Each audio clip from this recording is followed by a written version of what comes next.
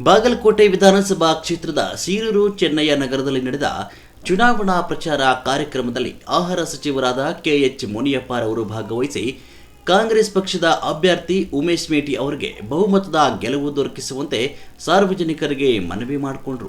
ಕಾಂಗ್ರೆಸ್ ಪಕ್ಷ ಬಡವರ ಬದುಕಿಗೆ ಭದ್ರತೆ ನೀಡುವ ನಿಟ್ಟಿನಲ್ಲಿ ಹಲವು ಮಹತ್ವದ ಯೋಜನೆಗಳನ್ನು ಜಾರಿಗೆ ತಂದಿದೆ ಅಂತ ಹೇಳಿದರು.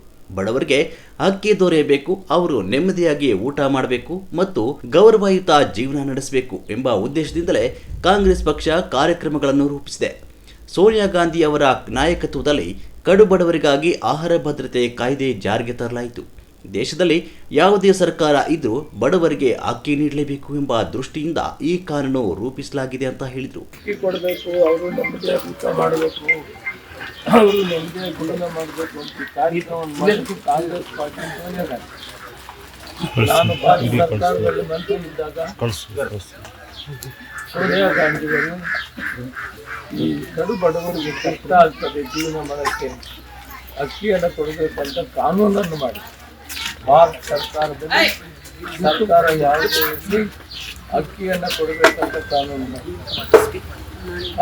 ಮಾಡಿದ ತಕ್ಷಣ 2013ರಲ್ಲಿ ಸನ್ಮಾನ್ಯ ಸಿದ್ದರಾಮಯ್ಯನವರು ಮುಖ್ಯಮಂತ್ರಿ ಆದಾಗ ಮೊಟ್ಟ ಮೊದಲ ಬಾರಿಗೆ ಅವರು ಪ್ರಮಾಣ ವಚನ ಸ್ವೀಕಾರ ಮಾಡಿದಾಗ ಬಡವರು ಊಟ ಮಾಡಬೇಕು. 2013ರಲ್ಲಿ ಮುಖ್ಯಮಂತ್ರಿಯಾಗಿ ಅಧಿಕಾರ ಸ್ವೀಕರಿಸಿದ ಸಿದ್ದರಾಮಯ್ಯ ಅವರು ಪ್ರಮಾಣ ವಚನ ಸ್ವೀಕರಿಸಿದ ಕೂಡಲೇ ಬಡವರಿಗೆ ಉಚಿತ ಅಕ್ಕಿ ವಿತರಣೆ ಯೋಜನೆಯನ್ನು ಜಾರಿಗೆ ತಂದು ಜನರಿಗೆ ನೆಮ್ಮದಿಯ ಜೀವನವನ್ನು ಕಲ್ಪಿಸಿದರು.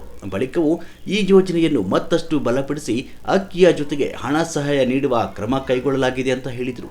ಅಕ್ಕಿಯನ್ನು ಕೊಡುವಂಥ ಕಾರ್ಯಕ್ರಮವನ್ನು ಮಾಡಿದ್ದು ಸನ್ಮಾನ್ಯ ಸಿದ್ದರಾಮಯ್ಯ. ಅದಾದಮೇಲೆ ಮತ್ತೆ 2ನೇ ಸಾರಿ ಬಂದಾಗ 10 ಅಕ್ಕಿ ಕೊಡ್ತಾ ಇದ್ವಿ, 2 ದಿನ ಹಣ ಕೊಡ್ತೀವಿ, ಈಗ ಅಕ್ಕಿನೇ ಕೊಡ್ತಾ ಇದ್ವಿ. ಅದೊಂದೇ ಅಲ್ಲ, 4-5 ಗ್ಯಾರಂಟಿ ಕಾರ್ಯಕ್ರಮ ಕೊಡ್ತಾ ಇದ್ವಿ. ಬೆಳಕು, ಲೈಟ್ ಇರ್ತಾರೆ, 2,000 ಖರ್ಚಿಗೆ ಹಣ ತಾಯಂದಿರಿಗೆ ಕೊಡ್ತಾ ಇದ್ವಿ. ಉದ್ಯೋಗ ಇಲ್ಲ ಅಂದರೆ ಟ್ರೈನಿಂಗ್ ಕೊಟ್ಟು ಉದ್ಯೋಗ ಕೊಡೋದು ಮಕ್ಕಳಿಗೆ ಮಾಡ್ತಾ ಇದ್ವಿ. ಇವೆಲ್ಲ ಕೂಡ ಕಾಂಗ್ರೆಸ್ ಪಕ್ಷದ ಕಮಿಟ್ಮೆಂಟು ಬಡವ್ರ ಬಗ್ಗೆ. ನಿಮ್ಗೆ ಇಂದಿರಾ ಗಾಂಧಿ ಚೆನ್ನಾಗಿ ಗೊತ್ತು, ವಯಸ್ಸಾದವರು ತಾಯಂದಿರಿದ್ದಾರೆ, ಅವ್ರಿಗೆ ಯಾರು ಏನು ಕ್ಯಾನ್ವಾಸ್ ಮಾಡಿದ್ರು ಇಂದಿರಾ ಗಾಂಧಿ ಬಿಟ್ಟು ಕೈ ಬಿಟ್ಟು ಬೇರೆ ಹಾಕೋದಿಲ್ಲ. ಅದು ಎಲ್ಲ ಗೊತ್ತು. ಕೆಲವರೆಲ್ಲ BJP ಎಲ್ಲಿ ನಿಮ್ಗೇನು ಮಾಡಿಲ್ಲ ಅಂತಾರೆ, ಏನೂ ಮಾಡಿಲ್ಲ ಇಲ್ಲ ಅಂತ ಇಟ್ಕೊಂಡ್ಬಿಡೋದು. ಆದರೆ ನೆಮ್ಮದಿಯಾಗಿ ಊಟ ಕೊಟ್ಟಿದ್ದಾರೆ. ಊಟಕ್ಕೆ ನಾವು ಕೂಲಿಗೆ ಹೋದರೆ ಮಾತ್ರ ಊಟ ಆಗೋದು ಇಲ್ಲ.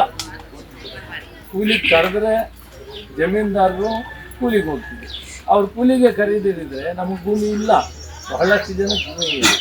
ಆದರೆ ಬದುಕು ಹೇಗೆ ಅದನ್ನು ಯೋಚನೆ ಮಾಡಿದ್ರು.